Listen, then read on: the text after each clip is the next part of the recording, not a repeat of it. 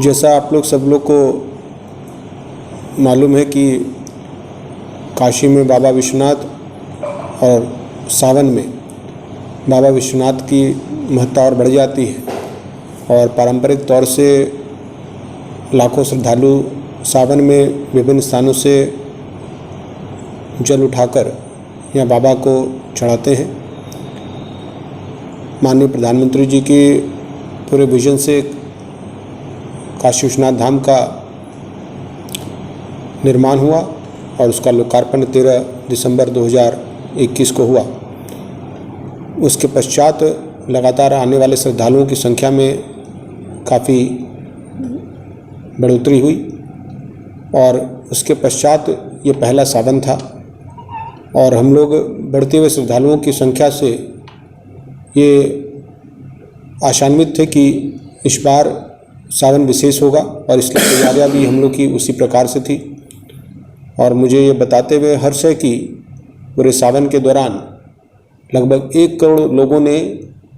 बाबा विश्वनाथ के दर्शन किए, जल अर्पण किया। और ये आंकड़े, ये अनुमानित आंकड़े नहीं हैं, ये आंकड़े एग्जैक्ट आंकड़े हैं जो हमारे आजकल जो टेक्नोलॉजी आ गई है, हम लोगों ने चारों द्वारों पे हेड काउंटिंग कैमरा लगाए हैं, तो 1 करोड़ के करीब लोगों ने पूरे सावन माह के दौरान बाबा विश्वनाथ के दर्शन किए। और इस बार विशेष बात ये भी रही कि जब से प्रांगण इतना बड़ा हुआ है तो पिछले वर्षों के कंपैरिजन में ये संख्या करीब 4.5 से 5 गुना थी और उसके पश्चात भी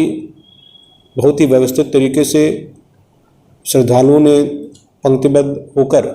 दर्शन किए। और आप लोगों ने भी देखा होगा कि सोमवार को जो एक विशेष दिवस होता है सावन का, उस दिवसों में भी शाम के 4-5 बजे होते होते पंक्ति समाप्त होने लगी और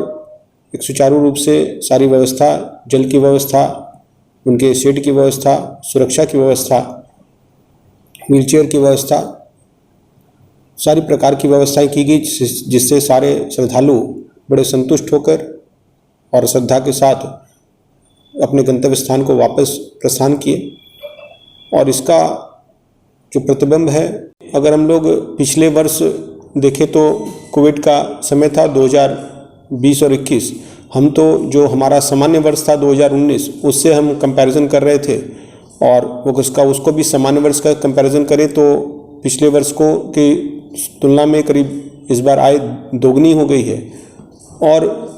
हम लोग अगर पिछले वर्ष की बात करें तो उससे तो 3 गुना इसलिए हो गए, लेकिन पिछले वर्ष को हम लोग सामान्य वर्ष नहीं मान रहे चूँकि कोविड का एक कालखंड था जिसमें कांवड़ियों पे स्वविवेक से लोग नहीं आ रहे थे। लेकिन हमने जो सामान्य वर्षों से भी कंपैरिजन किया तो ऑलमोस्ट डबल हो गया है। और आय की बात नहीं है, मेन तो ये है कि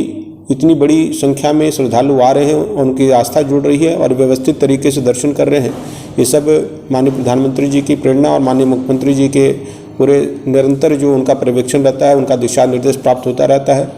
उसमें निरंतर हम लोग जो भी आवश्यक और सुविधाएं बढ़ाते रहते हैं, उसी का परिणाम है कि आज इतनी बड़ी संख्या में श्रद्धालु आके दर्शन कर रहे हैं, सरकार व्यवस्थित तरीके से अपने अपने स्थानों को वापस जा रहे हैं।